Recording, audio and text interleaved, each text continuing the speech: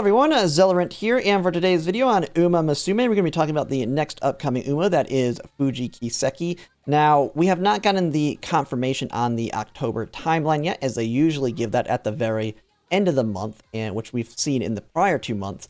But because I feel like with the accelerated schedule, she's very likely to be very close to the 1st of October, and very well could be on it, I thought I'd go ahead and get ahead of the schedule and cover her right now, as she will be the next Uma. And so if we go ahead and get right into her kit here, the first one we'll take a look at is going to be her stat bonuses. She comes with 20% in power and 10% in wit. I like the stat placements. Really good placements, I feel like, even for the Cancer Cup, which she will be available in time for you to build her on the Cancer Cup, because it allows you a lot more flexibility on how many power cards you bring versus speed cards. I have been finding that with the ones that have less power, especially on my front runners, it's kind of been a little bit tricky trying to get a higher speed and power if you bring more speed cards, or if you're kind of starting to work in wit cards at this point. But with that gives you a lot more flexibility. Although it does bring in the negative if you're bringing less power cards. If you're trying to avoid using stamina cards, it can be pretty hard to hit that stamina threshold. But with those stat points, I think you can work around them with your support cards, depending on what you currently have on the SR as well as SSR side of things. And then the next big thing on the aptitudes, I really do like her aptitudes, especially when it comes to making parents, and then even farther in the future, grandparents out of her, because she has a lot of potential in these aptitudes. First big one's going to be she's an A in only 3 things: turf, mile, and pace. What this means is, we've seen this with other Umas like Agnes Tachyon, where they only have 3 aptitudes, meaning when you train them as a parent or grandparent, you have a 1 in 3 chance of sparking that specific red spark, versus somebody like Ogdicap, who can do a ton of races, which is really good for affinity, but she's A in 5 things, so you only have a 1 in 5 chance of hitting the specific red spark that you're targeting. So very nice in that, especially for like making mile parents, or when you're needing a power parent or turf, that you have basically a 1 in 3, or even a 2 in 3 if you don't care if it's turf or mile, chance of getting the red spark, which then reduces the RNG on that side, so that when you get lucky on a good blue spark and white sparks, you have a really good shot of also having a good red spark. But that's not just it with this aptitude. The other big thing is she is an F in dirt and E in long, and this is what opens her up to be very good at becoming a very good grandparent, because in the future, it'll be more important in the future when we have a lot more options available to us. You can use like a 9-star dirt as well as a 9-star long, or kind of a mix of more like a 10-star dirt and then 8-star long. I kind of have to look at the stats of it, but you can get these where she can basically be effective in every single race in a career, to the point that she can at least do all of them. And once we start getting the ability to win a lot easier as we go into the future with new scenarios on that, you can get her very high affinity with grandparents, like I said, that have very high dirt and long sparks. And the nice thing is, your great-grandparents will fall off when you make your parents. And so it doesn't matter that you have a ton of dirt and long sparks in there if that's not what you're targeting. All that matters is she was able to do races that she normally couldn't do, and now she's going to be able to have a very high affinity with the parent Umas matching the races. So that's more of an advanced strategy. Just know that I feel like she's going to be very, very good for that reason alone. And then we have unique skills, her unique skill, which is Lights of Vaudeville. And so greatly increases the velocity with a dazzling display when just breaking out of the pack towards the front on the final straight. And so this is basically just like Ogdicap's, except remaining distance has to be, it's 300, and then within the top 4 and in the second phase, which is late race. So just like Ogdicap's, it's going to trigger at the last remaining 300 meters there. Very good, and it's a high power or high speed increase at 0.45. And if you've done any practice races currently for the Cancer Cup, you already know, if you've seen some of those late surgers that can surge right at the end with the right setup, and they just pass that front runner. I've seen it where even a Seiyun Sky that gets her alt activated gets passed by a late surger, depending on the timing with like this or Triumphant Pulse. Then when you have her innate skills, Trick Front, I don't really care about debuffs too much, especially on mile races, which is kind of her main specialty. But she does come with Unyielding Spirit and the gold version of Unyielding Spirit, which is Big Sisterly. And so this is a nice increased speed of 0.35. And having now tested it with my front runners, it has been very good at trying to get them in the front at the beginning of the race.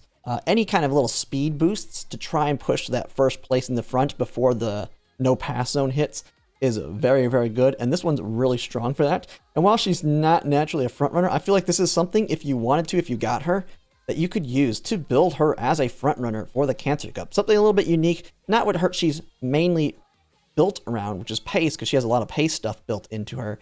But just know she has potential to be a front runner. It'll just be a little bit harder to build her on the groundwork side because you need to get groundwork and 3 greens. But this alone is pretty good on there. And then she also comes with mile corners by default, which is already been a hard enough skill to getting those corner skills for your front runners. So I feel like those two together make her really, really good potentially for this one. But then also when it comes to like the next Champions Meetings, Leo Cup, she comes built in with a gold recovery, just like you have with Ogre Cap. Pace Chaser 1 decreases fatigue mid-race. Really nice. As you already know from Gemini Cup, Taurus Cup, not having to worry about getting multiple golds from your support cards makes them so much nicer to build. So a nice little one right there for when you actually are going to need some gold recovery skills.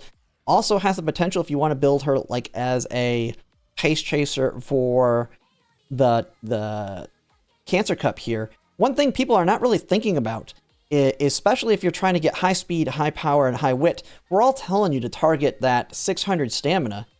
You can just be below 600 stamina, and instead of relying on having high enough stamina, you can take a gold recovery. So you can have a lot lower stamina and then just have a recovery skill to recover stamina, and then you can focus heavier on speed, power, and wit and not worry as much about stamina in that case. So it is nice to have this as a backup plan versus having that stamina threshold met. So really nice. Everything in your kit I really like there. And then you have the skills from events, Prepared to Pass, and Unyielding Spirit. And Disorient, not really all that useful there. So overall, pretty good. I feel like she's a really good pickup for the current Champions Meetings Cancer, as well as potential other mile ones, but also she can do quite well in medium and even potentially long in the future, as she's not a G, so you can use sparks to get her up there on the more difficult ones, especially if she's one of your favorite Umas in the game. Now, here's the negative part of whether or not you're going to pull on her. If she's not your favorite, I feel like she's definitely a skip, and that is more so just because of all the stuff we have coming up. It's kind of the thing I've been mentioning on previous Uma as well as support cards, and that is when you kind of look what's coming up on the gacha side here. I'll make sure I gotta switch this over to the Japanese version, and then we go to everything that's coming up. So if we go down to where she is, okay, way down here. Okay, so she's right here. So the big thing we have it coming up, so we have the support cards, which I'll be making a video on these tomorrow, most likely. But then we have Gold City, and then the Vodka, Nishino Flower, Rerun. All these, I'll tell you, are fairly easy skips as well, in the same reason. And that's because we have Summer Maruzinski coming up, which if you're wanting to invest in frontrunners at all, she's going to be a very big pickup at this point for a lot of people. And so if you're already low on carrots, like I've already said, you want to have 200 carrots on anything you pull on. And so if you want to go over Fuji, just know you potentially may blow 200 carrots here, which can risk it. Now, if you don't care about frontrunners and you actually like your pace chasers, she may be your option and you just skip Summer Maruzinski. I know a lot of people that are doing that. But then even after Summer Maruzinski, you maybe want to continue to save carrots, maybe even save 400 carrots if possible. And that is because not too long after that one, we have 2 big banners, one of them being the Nice Nature, which I will say is more of a whale banner. I wouldn't pull on this one, but it is a big card to pick up, hopefully, at some point in the future. But the next scenario one, which has 2 good support cards, both Riko Kashimoto and Rice Shower. And so Riko's a very, very good card that can help. It's basically like a Tizuna, but instead of speed, it's stamina.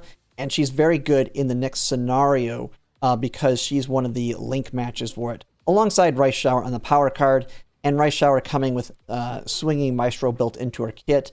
These are very big pickups, and what most people realistically should be saving carrots for if they want to be highly competitive in the next Champions meeting. Not saying you need them, absolutely need them to be competitive, but they're going to be your best shot, especially if you're like a free-to-play, to be be able to build the strongest Umas for those. And then after that, you kind of have some timing before anything else big, but those ones are big pulls, and I would personally want to have 400 carrots for this one if possible. If you're already in a good position at this point. If you're not, and you still need to pull on Umas to get some Umas, Fuji has potential for you. I feel like she's a good one. She's one of the better, one of the better non-meta units coming up here in the future. Like all these other ones, I'll kind of talk about when they come out. I feel like she's really good. Just, unless you're wailing out, I would save up from Ruzensky or those support cards coming up, because you're going to have very limited carrot to use on them. And like I said, 400 would be what I would want on this banner potentially, if you could. But we'll just kind of have to see what happens from there. But that's pretty much it. That is Fuji Kiseki. But yeah, overall, I know some people love her. One of the big things with her is she's one of them that has, she has a tie there, but her midsection's a little bit exposed there. I know for the waifu lovers, that could be one thing that people like about her. But yeah, overall, that is pretty much, that's Fuji Kiseki. And if you like my content, if you go like, comment, and subscribe, it really helps. And thanks for watching.